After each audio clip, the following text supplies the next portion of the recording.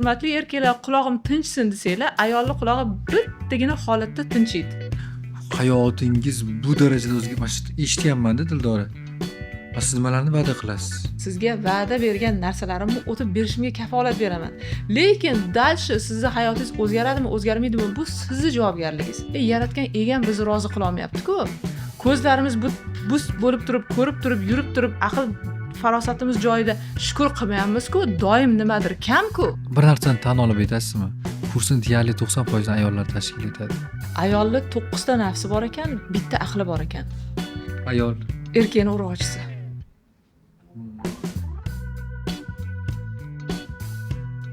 Assalomu alaykum, efirda taraflar. Bu gal ham qiziqtirgan savollarga emas, sizni o'ylantiradigan hayotdagi haqiqatlarni ochib berish uchun ajoyib coach terapevt, biz qadrlaydigan mutaxassis Dildora Jumanovani taklif etganmiz. Xush kelibsiz. Rahmat. Xushvaqt bo'ling. Qiziqtirgan savollar demadim, agar e'tibor bergan bo'lsangiz. Siz xohlagan yoki siz istagan topolmagan haqiqatlarni ochib beradi dedim-da. Siz juda ham katta ta'rif berdingiz.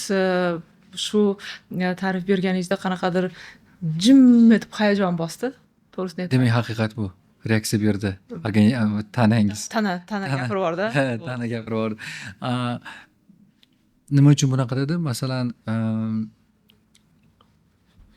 o'tgan galgi suhbatda ham aytdim, yoki bu suhbat birinchi chiqadi, yoki o'tgan galgi suhbatimiz birinchi chiqadi. Buni qaysi biri birinchi chiqishini bilmadim. Endi shu jarayonga qarab aytmoqchimanki, Telegram kanallaringizni eshitganimda Oilam baxtim degan may oyida kurs e'lon qilaman va bunga bemalol sizni tushunmayotgan nima deydi, jarayonlarni ochib berishga, yo bo'lmasam tushunmayotganlarni tushunishga yordam berishga tayyor ekanligingizni o'zingizning auditoriyangizga aytdingizda. Lekin bugun O'zbekistonda yoki o'zbek zaboni, o'zbek tilini tushunadigan insonlar uchun juda ham bunaqa kurslar ko'pligi, kitoblar va bunaqa dasturlar ko'pligi va shu bilan birgalikda yonma-yon ChatGPT juda ham tez javob berishi masalan ilgari suriladi. Bu narsa bor. Bulardan ajralgan holatda yo bo'lmasam mana shuncha bozorning ichida shuncha bunga aloqador ma'lumotlar bor paytda kamyob biror narsani chiqarmasdan aynan mana shu eng ko'pidan bittasini shunday qilib bozorga yo bo'lmasa mana shu insonlar orasiga qo'yib yuborishingizdan asosiy sababi qiziqtirdi meni. Odamlar bo'ladi, birinchi marta efirga kirib o'tirishibdi, webinarlardami, intensivdami, ustoz deyishsa aytaman, iltimos shu ustoz demanglar deyman, chunki sizlarga xizmat qilganim yo'q degan ma'noda. Bugun tam ustoz bo'lish, mutaxassis bo'lish vasha oson bo'lib qoldi. 2 oylik kursni bitirsangiz bo'ldi. 4-5 ta odamni yig'ib bitta tam kursni tugarimi nimadir ochasiz bo'ldi, sразу hammasi ustoz deb. Shu ma'noda, ya'ni tizimliga qaraymiz va menga muhim narsa siz nimani xohlaysiz va menga muhim narsa siz bugun boy, badavlat, baxtli bo'lib qolishingiz.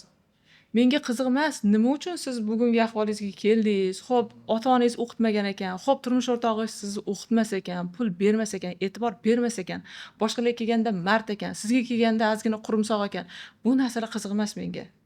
Menga qizig'i sizni hayotga qiziqishingizni uyg'otish, sizni baxtli qilish. Chunki men o'ylaymanki, опять же, bu shunchaki meni bir fantaziyalarim, men oxirgi haqiqatga da'vo qilmayman. Men o'ylaymanki, faqat baxtli insongina yaratgan egamni madh eta oladi deb o'ylayman. Faqat baxtli insongina. Baxtli emas inson, yetar yetmaslikda bo'lgan inson, u aytaylik, endi bilmadim qanchalar mavrida bor ekan, joy namozi ustiga yaratgan egamni maqtash uchun emas, nimadir so'rash uchun chiqadi deb o'ylayman. Ey Xudoyim, nimamdir bor, shunda yordam ber, oxir bolam o'qishga o'tib ketsin, yana nimadir bo'lsin, bu yomon narsa emas. Lekin bizni jarayonda birlamchi narsani unutib qo'yapmiz deb o'ylayman. Ya'ni biz Xudoyimni madh etmayapmiz. Ya'ni qarab, qanday chiroyli daraxt demayapmiz-ku. Yoki bo'lmasam kelib, qanday chiroyli joylar ekan demayapmiz. Bular bizni pulimizni shirish uchun mana shunaqa narsa qilib qo'ygan deymiz. Lekin biror marta aytmayapmizki, qarang, qanday g'ishtlar chiroyli terilibdi. Qarang, mana bu dizaynlar qanday qilibdi. Ya'ni bir inson shuni ustida bosh qotirgan-ku. Biz shu taraflarni ko'rmayapmiz. Nima uchun ko'rmayapmiz? Chunki yetar yetmaslik ongidamiz, yetar yetmaslikdan murojaat qilyapmiz hamma narsaga. Shuning uchun kurslar bundan ham keyin ham ko'payaveradi. Baribir yetar yetmaslikdamiz, baribir kam, Mironshoh. Baribir kam. Hozir meniki bilan ham to'lib qolmaydi. Meniki bilan ham kam. Qarang, shunda o'zbek jamiyatida yetar yetmaslikmi yo boshqa jamiyatlarda ham masalan kuzatishingiz natijasida chetda yurgan va chetda istiqomat qiladigan inson sifatida so'rayapman, chunki bu yerda turmasin, siz chetda yashaysiz, shuning uchun so'rayman. Men o'ylaymanki, bizda yetar yetmaslik ko'proq, yetar yetmaslik. Lekin bilimga chanqoqlik ham bor. Bu tarafi ham bor. Ya'ni mana ayollarni kuzatamiz, ko'ramizda turmush o'rtoqlaridan bekitib, kerak bo'lsa ota-onasidan bekitib, ya'ni ilmga chanqoqlik degan narsa ham bor. Qiziquvchanlik ham bo'lishi mumkinmi? Qiziquvchanlik ham deb o'ylayman-da. Bu ham bor. Bu ham bor. Lekin mana muayyan joyga yetganimizdan keyin bitikda narsani bildik, keyin aytamiz, yana anta nima bor ekan deymiz. Mana eshik orqasida nima bor ekan deymiz. Ya'ni odam baribir to'ymaydi. Biz mana bitta narsani bildik. Mana shu narsani bilsam, ana shunda xotirjam bo'laman dedik. Lekin xotirjamlik kelmadi-yu. O'sha o'rganib olay degan narsamizni o'rganib bo'ldik. Lekin ko'ngil joyiga tushmadi-yu. Yana nimadir paydo bo'ldi. Endi uni ham egallashim kerak deb. Buni endi bilmadim, qiziqish deb aytsa ham bo'lar, balkim ilmga chanqoqlik deb aytsa ham bo'lar yoki yetar yetmaslik deb aytsa ham bo'lar. Lekin men uchun mana shu narsalarni ajratadigan bitta tamoyil bor-da. Nimaga qarab men bu yetar yetmaslik degan tamg'ani qo'yaman, nimaga qarab bu qiziqqonlik degan tamg'ani qo'yaman. Qachonki odam maza qilgani uchun borib o'qisa, masalan, men yaxshi ko'raman-da o'qishni, shu maza qilaman desa, bu aytaylik shu ilmga chanqoqlik. Agarki men yana mana shu narsani o'rganib olishim kerak-da, men hali yetarli mutaxassis emasman yoki bo'lmasa men hali yetarlicha bilmadim bo'lsa, bu o'sha yetar yetmaslikdan. Yoki bo'lmasa men mana shu narsani o'rganib olayda, ana shuni ustidan pul qilaman bo'lsa, bu aniq yetar yetmaslikdan. Bu anu ochlikda, ya'ni och nimadir kam. Men hozir bir narsani aytaman. Coach terapevt sifatida sizga aytamanki, suhbatlashasak, suhbat jarayonida faqat coachligingiz bilan emas, savollarga javob berib ketasiz-da.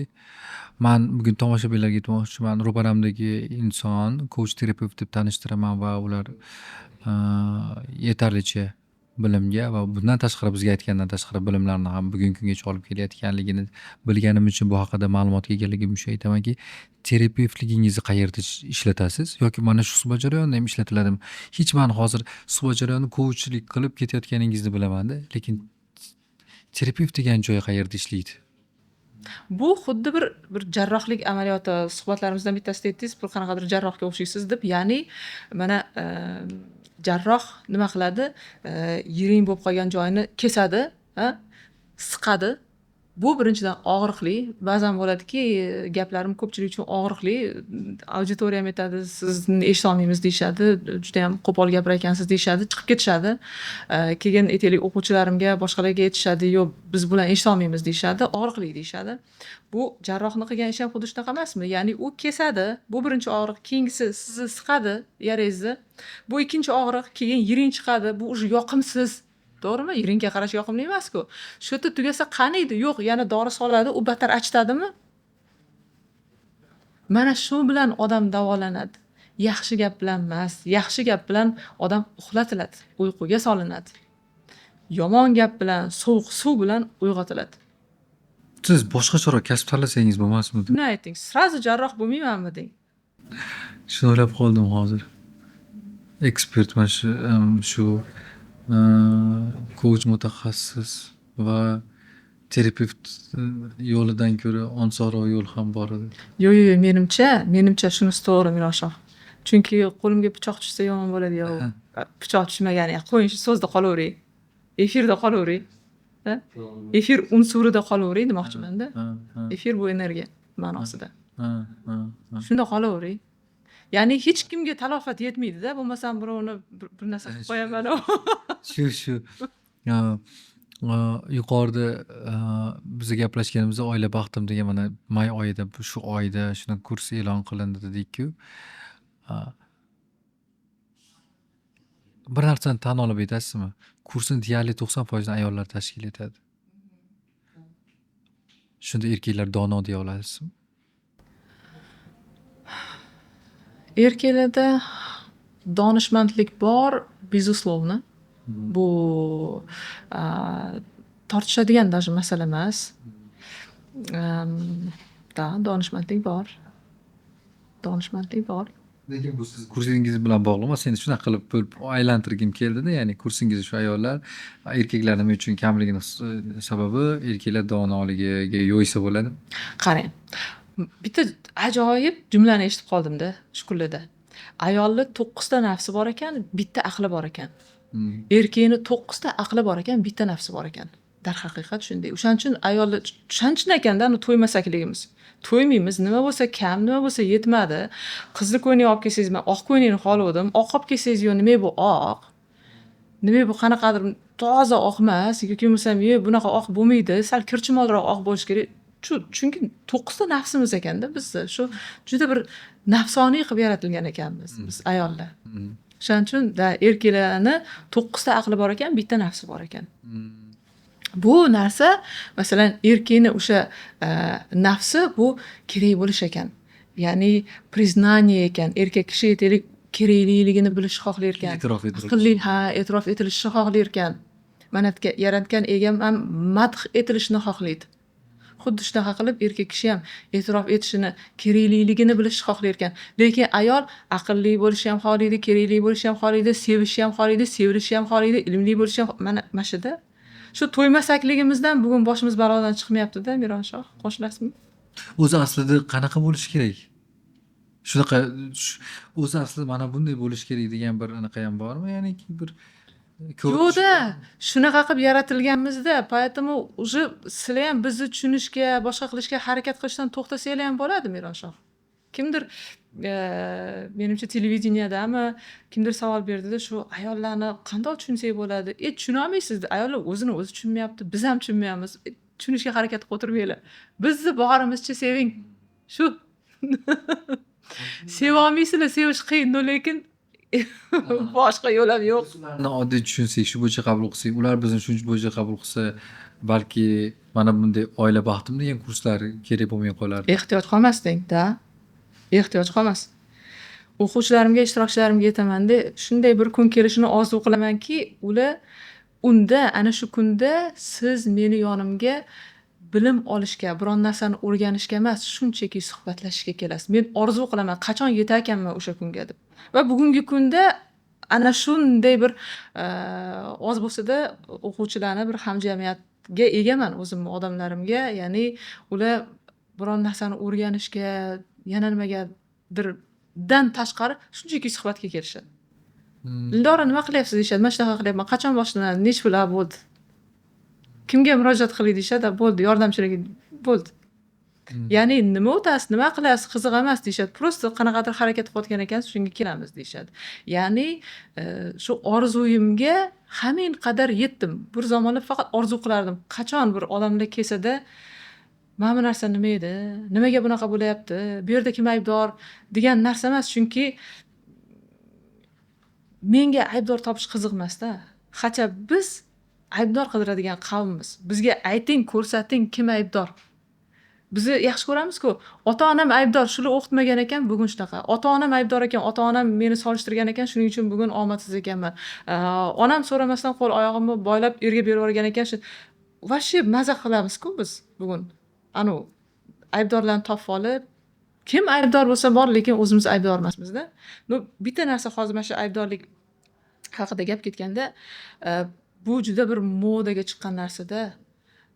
Ya'ni sizda emas ayb. Bir vaqtlar qachonlardir mana shunaqa bo'lganki, shu narsa bilan bog'lanib qolgan sizni vaziyatingiz yoki qachonlardir yana nimadir bo'lganki, yoki bo'lmasa, bolaligingizda ota-onangiz sizni nimaga qiziqishingizni bilib shu narsaga yo'naltirib yuborganda edi degan narsalar bizga juda ham katta bir maza beryapti-da, menda emas ekan ayb deb. Lekin bitta narsani unutyapmiz-da. Okey, ayrim narsalarda biz aybdor emasmiz. Lekin ayrim narsalarda biz javobgarmiz. Ha, ota-onamiz bizni o'qitmagandir. Bu bizni aybimiz emasdir. Lekin bugungi kunda biz aytaylik o'qimaganligimizda yoki hayotimizning unday yoki bunday emasligida o'zimiz aybdormiz. Bu bizning mas'uliyatimiz. Da ota-onamiz bizga pul topishni o'rgatmagandir. Ota-onamiz aybdordir. Bu bizning aybimiz emasdir. Pul topishni ota-onamiz bizga o'rgatmagan. Lekin pul topishni hali ham 40 ga kirib ham bilmasligim bu meni mas'uliyatim. Mana shu yerda biz chiziqqa torta olmaymiz o'rtasidan. Поэтому ayrim narsalarga javobgarlikni olishimiz kerak, xohlaymizmi, xohlamaymizmi? Da, ayrim narsalar bizni aybimiz emas.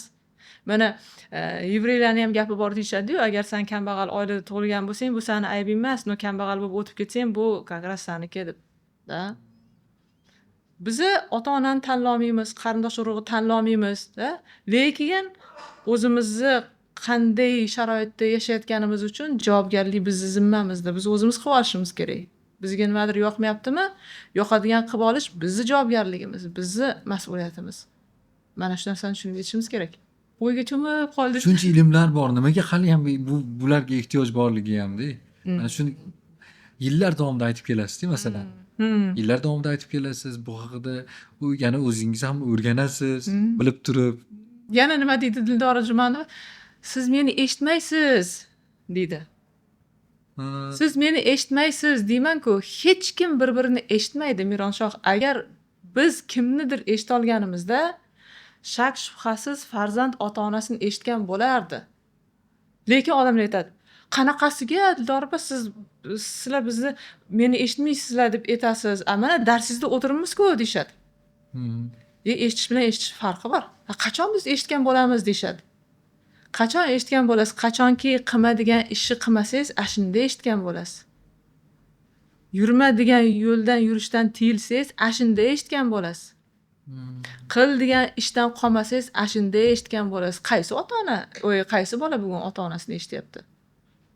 Yo'q, ota-ona qilma deb jo'rab qolib ketyapti, bola barib qilaveradi. Как это так? Ota-onasini oldida o'tiruvdi aytaylik bola, ha? Shu payti. Lekin eshitmagani shu emasmi? Qanaqasiga bola eshitdi, ota-ona qilma degan ishni qilaversa? Yo'q. Shuning uchun biz boshqalarni eshitmaymiz. Hozir kamerangizga qarab ham aytib qo'yay. Hurmatli hamkasblar, bizni mijozlar eshitmaydi. Hurmatli mijozlar, sizlar bizni aybdor qilishdan to'xtanglar-da, o'zingizga e'tibor qaratinglar, baribir eshitmaysizlar. Eshitganinglarda edi, qil degan ishimizni qilgan bo'lardinglar, qilma degan ishimizdan tiyilgan bo'lardinglar. Unda nima qilishadi shuncha payt? O'tirib olib kanallaringizni, shuncha minglab odam masalan siz Telegram kanalingizda reaksiya beradi, ular savol yozadi boshqa. U paytda nima qilishadi? Eshitmasdan boshqa yana qanaqa variant berishingiz mumkin? Ular eshitmasa. Men bitta haqiqatni bugun tushunib yetdim-da. Bugunmi? Endi bugunga kelib shu masalan kuzatuvlarim, ishlarim, yo'q, shu kunlarda emas, o'sha bu narsani davno tushunib yetdim. 2016-yilda coaching maktabida o'qib yurganimda bizda shunaqa bir imkoniyat bo'lardi. Biz hamkasblarimiz bilan studentlar, talabalar, kursdoshlar bir-birimiz bilan ishlardik. Ya'ni shu Tajriba bo'lish uchun. Tajribada katta jamiyatga chiqib, o'sha mijozlar bilan ishlashimizdan oldin biz o'zimiz bilan o'zaro ishlab ko'rardik-da, bir-birimizdan tajriba orttirardik. Ana shunda bizdan yuqori kursda o'qiydigan bitta kursdoshim keldilar. Pul mavzusi bo'yicha. Men o'tirib o'ylab qoluvdim, shu katta pullardan qo'rquv chiqib keldi dedilar-da. Shunda aytdim, "Necha yildan beri bu sohadasiz?" dedim. "Ikkinchi kursman" dedilar. Mana shu ekspertni o'zida dedilar, "Ikkinchi kursman" dedilar. Undan oldin ham ularni o'zi yoshlari ancha 60 dan oshgan edi. Keyin aytdimki, "Okey" dedim, o'zimcha analiz qildim. Bular dedim 60 dan oshgan, ancha-muncha hayotiy tajribaga ega. Coachingda 2 yildan beri ekanlar. Demak, bular kamida 500 ta 600 ta coach sessiyalarni o'tib qo'ygan. Chunki biz o'qiyotgan paytni o'zida 400 ta talaba bor edi. 400 ta talaba bilan har bittasi bilan bizda cheklov yo'q edi. Xohlasangiz bir kunda 10 ta odam bilan ishlang, siz bilan ishlaydigan odam bo'lsa bo'ldi edi. Bizga nima kerak? Tajriba kerak. Kim men bilan ishlayman desa ishlab ketaverardim-da, bepulga. Shunda tushunib yetdimki, agar shu paytgacha ham pul masalasi hal bo'lmagan bo'lsa, demak odam kamdan kam odam ekan, u masalasini hal qilishni xohlagan. Biz o'ylaymiz o'rtoqlar, kameraga qarab aytaman, sizlar o'ylaysizlar masalamni hal qilishni xohlayman deb, aslida xohlamaysiz. Lekin hech kim ongi joyida turgan odam aytmaydiki, ongli ravishda yo'q, men masalamni hal qilmoqchi emasman, shuning uchun $1000 to'lab psixologga kelaman demaydi. No, aslida ichki yashirin xohishingiz masalangizni qandoq bo'lsa shundoqligicha qoldirishga bo'lgan manfaatingiz kuchliroq. Masala deganda muammoni aytyapman. Va shunday bitta haqiqatni tushundimki, bu narsani faoliyatim davomida ko'p ko'ryapman. Bizda bor narsa faqat vaqt ekan, mana shu vaqtni nima bilandir band qilishimiz kerak. Shu xolos. odamlarda yashayman, hayotim davomida 1, 2, 3larni quraman, 1, 2, 3larni yarataman degan reja yo'q. Shuning uchun ular mana shu vaqtni nima bilandir o'tkazish kerak. Qanday yaxshiki Mironshoh, sizda biz bormiz. Sizlarning vaqtingizdan bizni bezab beryapmiz. Bo'lmasam o'zingizga qolsa, farzandingizga ozor berasizlar, turmush o'rtog'ingizdan telefonni titasizlar, o'zingizlarni yomon ko'rasizlar, o'zingizlardan alamzadalik bilan kelgan qanaqadir bir bo'ldi, ketdim men deb salonga borib, o'zingizlarni xursand qilib kelasizlar. Bu yomon emas. Prosta tushunib yetishimiz kerakki, что biz shunchaki o'zimizni aldash bilan bandmiz xolos. Biz vaqtni nimadir qilib o'tkazish bilan bandmiz. Lekin erkaklar ham ayollar hammi? ha, ko'pchilik. Katta ko'pchilik. No, erkaklarni bitta plus tarafi bor. Erkaklar oilamni boqaman deb harakat qilyapti. Bola chaqamni boqaman deb harakat qilyapti. Ya'ni ularda konkret maqsad bor. Bizni hamma yukimiz olingan-ku, turmush o'rtoqlar bizni yukimizni olib qo'ygan-ku, pul topish yuki bizdan olingan. Non topib kelish yuki bizdan olingan. Demak, biz nima qilamiz? Nimadir bilan band bo'lishimiz kerak-ku. O'ylab o'tirib aytamizda, erim yetarlicha topib kelmayapti. Erim yetarlicha e'tibor bermayapti. Ota-onam menga yetarlicha mehr bermagan. Javob bera oldimmi yoki boshqa taraflarga olib ketdimmi? Ya'ni bizni qo'limizda slishkom ko'p vaqt bor, bekorchimizda, bir so'z bilan aytganda, bekorchimiz. Ana shundan. Kurslar ko'payib ketgan, bundan keyin ham ko'payaveradi. Va yaxshi hamki sizlarda biz bormiz. Sizlar vaqtingizdan bezab beramiz. Bo'lmasam nima qilardinglar? Bir suhbatda aytuvdi. Odam ato zerikkani uchun havoni so'rab olgan deb. Endi zeriktirmaslik uchun ayollar xohlagan kunni boshiga soladi erkaklar degan. Shuni tasdiqladingiz mutaxassis sifatida. Ana shunday qilib taki живём, Mironshoh. Menga qiziq bo'lganicha mana bu joy bo'ldi, qarang. U ishi vaqtni sarflash uchun hamma xohlaganini qiladi deb. Yo'q, hamma xohlaganini emas, bilganini qiladi. Bilganini qiladi. Da, bilganini.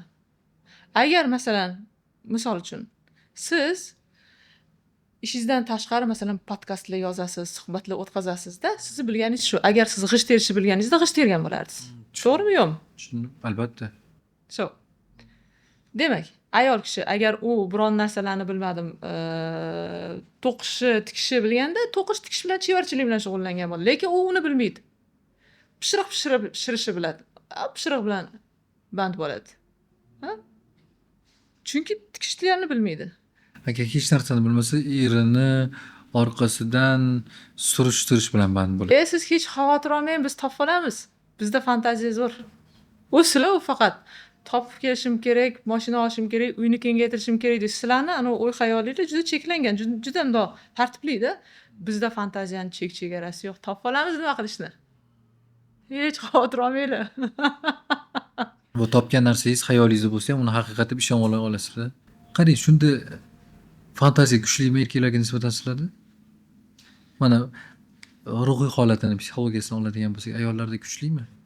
Yo'q, ayollarda qo'lida bo'sh vaqt ko'p. Sizlarda bo'sh vaqt yo'q. Erkaklarda bo'sh vaqt yo'q. Ularda ertaga nima qilsam ekan, osh qilsammi, shilpildoq qilsammi degan o'yga vaqt yo'q. Bolani boqish kerak, chaqani boqish kerak, pul topish kerak, o'qitish kerak, boshqa qilish kerak. O'rtog'imdan qolib ketyapman, mashinamni yengillashim kerak degan. Sizlarda vaqt yo'q. Tushunyapsizmi bizning muammomiz nimada? Qo'limizda bo'sh vaqtni ko'pligida. Shunchalar band qilib tashlash kerakki. Ayollar kelishadi-da, aytishadi, nima qilsam ekan? Bir tam ishim o'lmaydi yoki men bu yoki bo'lsam, shunaqa deydi, qo'rqinchli narsalarni o'ylayapman deydi. Qanaqa qo'rqinchli narsa desam, bolamni urib o'ldirib qo'ysammi deydi yoki bo'lsam, bolam o'lib qoladimi deb qo'rqaman yoki bo'lsam, mana zinadan tushib ketyapman, hozir yiqilib qolib deydi. Biron joy mayib bo'ladimi deb o'ylayman deydi yoki bo'lmasam deydi, tanish bilishi borda, mana shuni deydi, urib o'ldirsammi degan shunaqa o'y xayollar kelyapti. Iltimos qutqaring deyshadi. Shunaqa o'y xayollardan. Men aytaman, shunaqangi band qilingki o'zingizni, bir soniya vaqtingiz qolmasin. Masalan, nimalar bilan band qilsa bo'ladi? Eng masalan, oson va keng tarqalganini nima deya olasiz? Masalan, variant qilib mutaxassis sifatida bera olasiz? Shunga labbay deb turibmiz-ku. Biz tinimsiz kurs yaratamiz. Band bo'ling, sizlarni band qilish uchun. Biz nima uchun kurs yozyapmiz? Ayollarni band qilish uchun. Shuning uchun ham erkaklar quloq tinchishi uchun, hurmatli erkaklar, quloqim tinchsin desanglar, ayolning qulog'i bittagina holatda tinchiydi. Ayolning aqli o'chganda, ayolning aqli bittagina variantda o'chadi. Pul bersanglar, pul beringlarda kurslarga yozdirib qo'yinglar, bo'ldi, o'zi bilan o'zi band bo'lib o'tiradi. Shunda sizlar quloq miyinglarni yemaydi. Erkaklar rosa anaqa sotib olishadi-da, pul bermay xotinlariga. Kursga bormaysan, o'qimaysan deb. Agar sizga tinchlik kerak bo'lsa, shuni kurslarga yozdirib qo'ying, band bo'lib o'tiradi. Sizni ham quloqingiz tinch, xotiningiz ham band. Hamma dam oladi. Bola chaqa ham dam oladi, turmush o'rtoqlar ham dam oladi. Ajoyib bir anaqa variant berdingizlar. Sizlarga kerakmi? Bosh og'rig'idan qutulish xohlasanglar, tinchlikni xohlasanglar, hurmatli erkaklar, kurslarga yozdirib qo'ying. Shunda siz hozir erkaklar tarafmisiz? Xohlayman odamlar baxtli bo'lsa-da, Mironshoh, nimaga? Baxtli odamlar bilan suhbatlashish mazza. Yetar yetmaslikdan erim hurmat qilmayapti, pulim o'smayapti degan odamlarni eshitish qiyin, og'ir. Biz ham maza qilmaymiz sizlarning shikoyatinglarni eshitib. Xohlaymiz maza qilib zo'r pul topinglar-da. Dildor Jumanova, nimaga bunaqa arzon kurslar qilaverasiz? 8 million mey, 10 million mey, davay bosing, bir 50 million, 80 million qilib bir pul to'lagandek bo'laylik degan gaplarni eshitishni xohlaymiz. Ajoyib. Ajoyib. Bu yana baxtli oila kursiga qaytsam-da, bu qancha davom etadi va davomiyligi qanaqa bo'ladi? Bu kurs haqida ma'lumot kengaytirsangiz, nima uchun bu savol keldi? Band qilish kerak bo'lsa, band qilish kerak shu bilan. Okey. Yaxshiroq egallash kerak erkaklar. Xo'p, ko'proq ma'lumot beraman. Oilam baxtim ikkita katta bo'limdan iborat.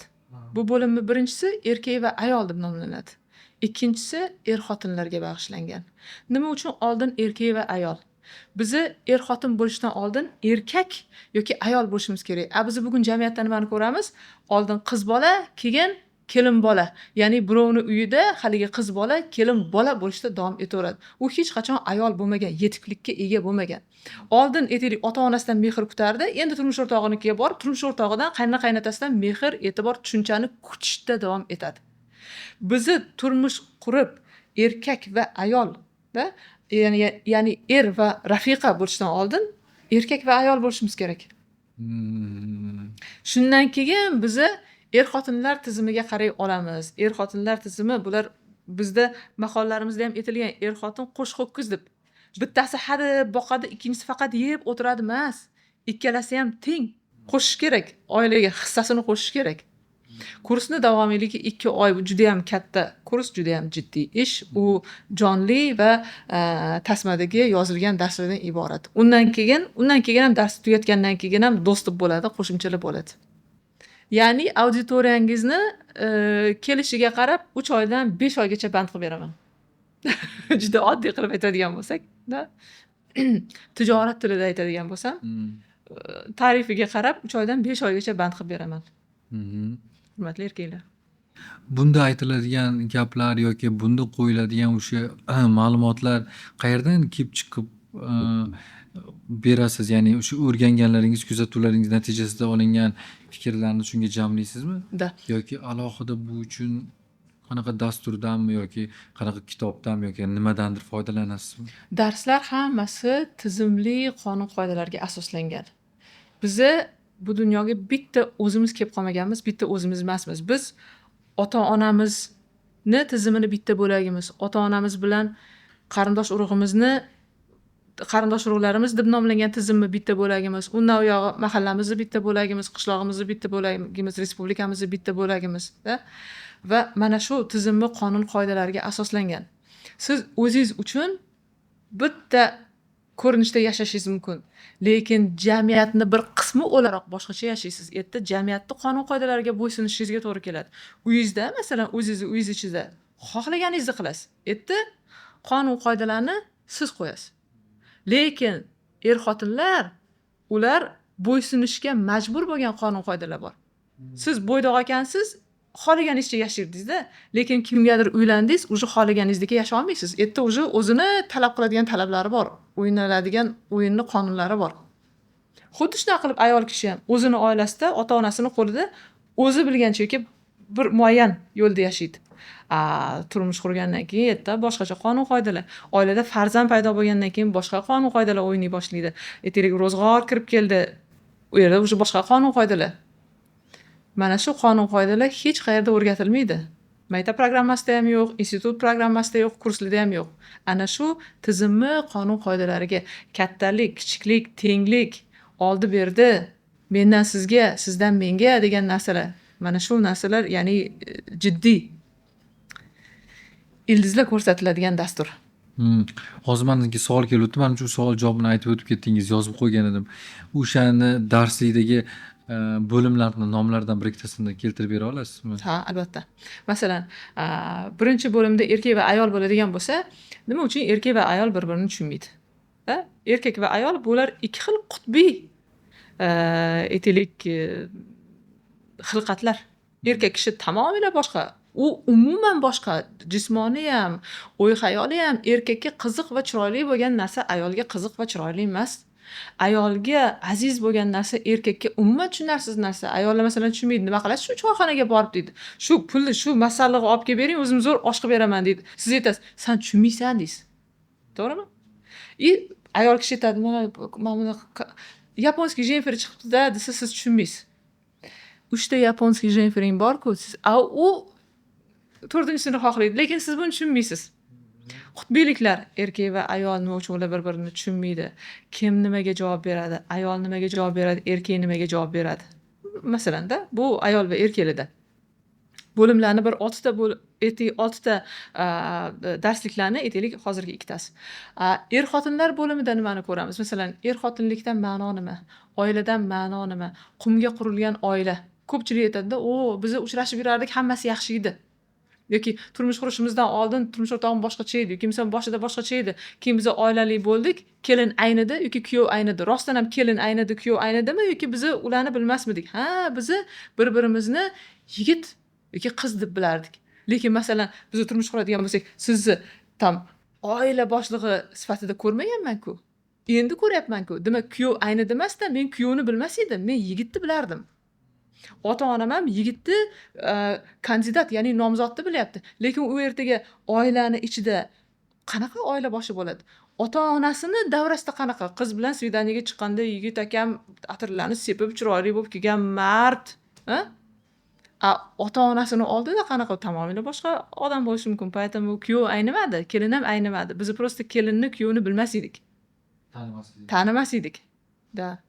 Va bundan tashqari oilada kim nimaga javob beradi? Erkak kishi nimaga javob beradi? Ayol kishi nimaga javob beradi? Hammasini o'zini mas'uliyat zonasi bor. Bundan tashqari bitta zo'r qonun bor, muvozanat qonuni. Er-xotinlar o'rtasida muvozanat qonuni o'ziga yarasha o'ynaydi. Bu qonun hamma tizimlarda o'ynaydi. Pullarda, ota-onalar va bolalar, ishxonalar, ish egalari va ishchilar, lekin erkak va ayol o'rtasida o'ziga yarasha oldi-berdi bo'lish kerak-da oilada. Erkak ham beradi, ham oladi. Ayol ham beradi, ham oladi. U bo'lmaydi unaqa narsa. Bitta tomon faqat beradi, ikkinchi tomon faqat oladi emas. Ana shunda qonun qoidalar buziladi. Agar erkak faqat beraversa, olib kelaveradi, ayol yeydi, o'zi hech qanaqa hissa qo'shmaydi, masalan, oilaga. Erkak kishi ko'chada topib keladi, boshqa qiladi, uyiga kelsa, bola chaqa darsini qilmagan, ovqat bo'lmagan, boshqa narsa bo'lmagan, yoki misol ayol aytadi, "Mana" deydi, "o'g'lingiz yana bittasini urib burnini qonatib ketdi." Ya'ni ayol kishi hech narsaga javob bermaydi, faqat iste'molchi deylik. Erkak ham charchaydi bunaqa ayoldan. U ham xohlaydi uni yonida хотя бы qanaqadir masalalarga u bilan yonma-yon bo'lib turib beradigan, хотя бы bitta tarafni oladigan. Ana shu taraf qanday taraf? Bu bor. Yozilmagan qonun qoidalar bor. Kursda mana shu narsalarni ko'rib chiqamiz. Ajoyib. Keyin kurs berayotganda o'zingizni mana shu eshitadiganlaringiz yo bo'lmasam sizni uzoq yildan beri kuzatayotgan mijozlaringizga nimadir xuddaki va'da beriladimi? Yoki garov sifatida nimadir qo'yiladimi? Masalan, men bugun internetda eshitganman. Mamdaqa-mamdaqalardan ozod bo'lasiz, mamdaqa bo'ladi. Hayotingiz bu darajada eshitganman-da, Dildora. Siz nimalarni va'da qilasiz? Men sizga va'da qilgan darslarni o'tib berishni va'da qilaman. Men kursga kelishingizda Telegramda u bo'ladi, bu bo'ladi, yordamchilar bo'ladi, savolingizga javob beraman. Hech kim savol bilan chiqib ketmaydi, hamma savolingiz yopiladi deyman. Mana shu narsalarga kafolat beraman. Ya'ni men sizga va'da bergan narsalarimni o'tib berishimga kafolat beraman. Lekin dalshi sizni hayotingiz o'zgaradimi, o'zgarmaydimi, bu sizni javobgarligingiz. Da? Oddiy misol. Ota-onalar farzandiga hamma narsani qildi. Bolam yaxshi bo'lsin deb. Bola yaxshi bo'ldimi? Yaxshi bo'ldimi? Xudoyim bugun bizni rozi qila olmayapti. Biz hech qanaqasiga rozi qila olmaymiz hech kimni. Men ham hamkasblarim ham, hurmatli hamkasblar, hech xafa bo'lmanglar. Ko'pchilik o'qishga keladi, lekin keyin norozi bo'lib chiqib ketadi, bir xilga pulni so'raydi, yana nimadir deysizlar-yu, sizlarning samatsenkangizga uradi-yu, ba'zi bir xilga yangi boshlovchi mutaxassislik keladida, qo'rqaman-da, mana bunaqa bo'lib qolsa-chi, mijozlarni natijaga olib chiqa olmasam-chi deydi-da, o'shanda aytaman, hech xavotir olmang, ota-onasiga quloq solmagan bolalar. Ota-onasini eshitmagan bolalar. Yoki ota-onasi ham rozi qila olmagan bo'ladi. Ota-onasi rozi qila olmagan u bolalarni. Ota-ona между прочим hamma narsasidan kechgan edi o'sha bola uchun. Lekin o'sha bola bugun kelib nima deyapti? Otam menga mehr bermadi, onam menga mehr bermadi deyapti.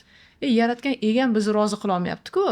Ko'zlarimiz bus bo'lib turib, ko'rib turib, yurib turib, aql farosatimiz joyida shukr qilmayapmiz-ku, doim nimadir kam-ku. Bizni Xudoyim rozi qilayotgani yo'q. Поэтому doim norozichilar bo'ladi. Baribir qo'shilmaydiganlar bo'ladi. Baribir bizdan kamchilik axtaradiganlar bo'ladi. Поэтому men davno bu narsaga ko'ndim. Sizga hamma narsani zo'r qilib beraman deb aytmayman. Men sizni boy badavlat baxtli bo'lishingizni xohlayman. Lekin xohishim mana shu yerda tugaydi. Harakat qilaman bunga. Men sizni quduqning oldiga olib kelaman, lekin suv ichishga majbur qila olmayman. Olib kelganimda ham yo'q deb turib olsangiz nima qila olayman? Ichmayman desangiz men nima qila olayman? Hech narsa qila olmayman.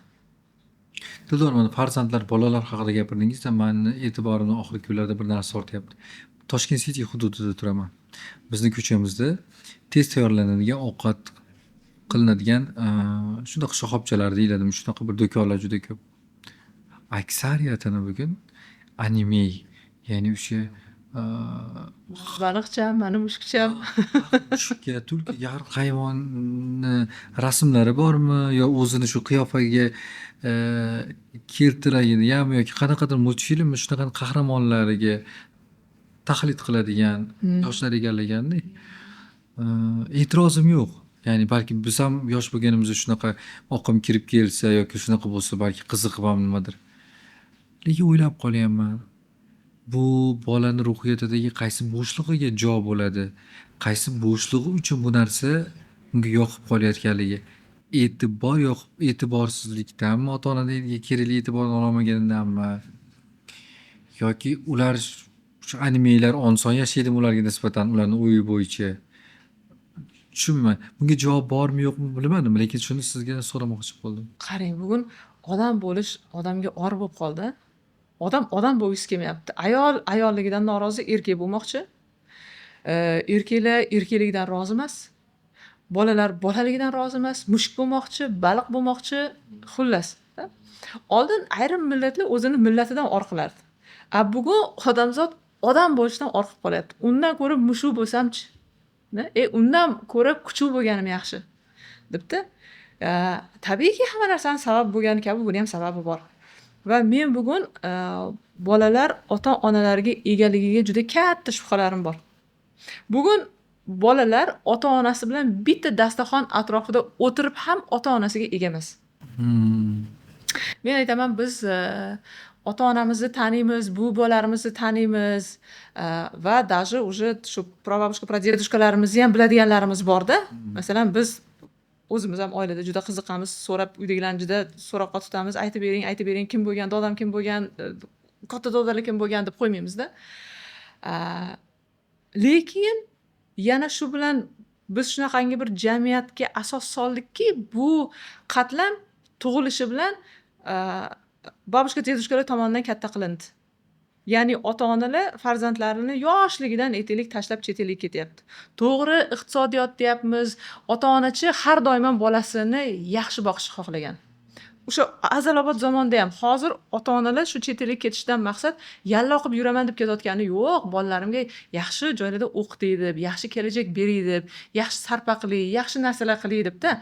No, bu bolaga nima bo'lyapti? Bola shundan rozi bo'lyaptimi, rozi bo'lmayapti. Aynan shu ota-onalar bolalari kelyapti bugun bizning qabulimizga. Ota-onamdan mehr ko'rmadim deb. Undan ko'ra ota-onam yonimda bo'lsaydi degan gap bilan bola chaqa kelyapti bugun bizning yonimizga. Bolalar ota-onasiga ega emas. Ota-onasi uzoqda bo'lgan bolalar ham ota-onasiga ega emas. Ota-onasi bilan bitta dasturxon atrofida o'tirgan bolalar ham ota-onasiga ega emas. Tanimaydi bola bugun ota-onasini. Rostdan tanimaydi. Ota-ona bolani tanimaydi, bola ota-onani tanimaydi. Ya'ni oralarida jarliq juda katta, katta jar. Va bu aytaylik borgani sayin uzayib boryapti. Va bugungi kunda bolalar o'zlarini ana shu ota-onalarni bolalari bo'lishni xohlamayapti. O'zlarini ota-onalarini bolalari bo'lishni xohlamayapti. Sizlar nimani ham tushunasizlar deyapti. Bu narsa bizni zamonimizda, ana o'smirligimizda kirib kelardi. O'smirlikda agar esingizda bo'lsa, bular nimani ham bilardi derdik. Ya'ni o'smirlikda o'sha o'ziga yarasha bir buntarstvo bo'ladi, ya'ni isyon ko'taradigan payt. O'sha 14 yoshdan boshlanadi, 17 yoshda sizlar nimani ham bilardinglar degan. Bu hozir yosharib boryapti. Hamma kasalliklar yosharib ketyapti-ku. Mana bugun aytaylik 30-40 yoshda ham o'sha odamlarda ham diabet, qand degan narsalar ko'rinyapti. Kasalliklar yoshargani kabi mana shu narsalar ham yosharib ketyapti. Biz shu 13, 14, 15 yoshimizda ota-onamizga qarshi isyon qilardik. Bugun bolalar maktabga bormas o'sha isyonda. Ota-onasini tanimasligida, ota-onasini tanimasligida, ya'ni bolalar ota-onasini bolasi bo'lgisi kelmayapti. Men sizga so'nggi savolim bermoqchiman. O'lganingizdan keyin siz nima kutayotgani qiziqtiradi? Yoki qanday o'zingiz tasavvur qilgansiz? Yo'q, qiziqtirmaydi. Men hozir va mana shu yerda ekanimdan juda ham xursandman. Xo'p, sizni qo'rqitadigan narsa haqida gapirmoqchiman. Nimadan qo'rqasiz? Men qo'rqaman. Yoki qo'rquv nima? Hech o'ylamagan ekanman. Nimadan qo'rqishimni o'ylamagan ekanman. Menga aynan mana so'nggi javob siz bilmasligingiz qiziq edi. Shu bilan tugatamiz. Bo'ldi, meni boshqa qiynamaysizmi? Yo'q, qiynalganingizni bilmadim-ku, lekin mana shuna qizg'in paytida dastur tugashi kerak edi. Taraflar dasturida terapevt, coach Dildora Jumanova edi. Xush kelibsiz dasturimizga. Xushvaqt bo'ling, rahmat. Biz sizni qaysidir ma'noda kerakli savollarga o'rnida va o'rinli javob beradigan mutaxassis sifatida doim e'tirof etamiz. Xush kelibsiz. Rahmat. Agar rostdan qandaydir bir savollaringizga javob bera olgan bo'lsam va ko'nglingizda qanaqadir qoniqish hissi uyg'ongan bo'lsa, bundan faqat mamnunman.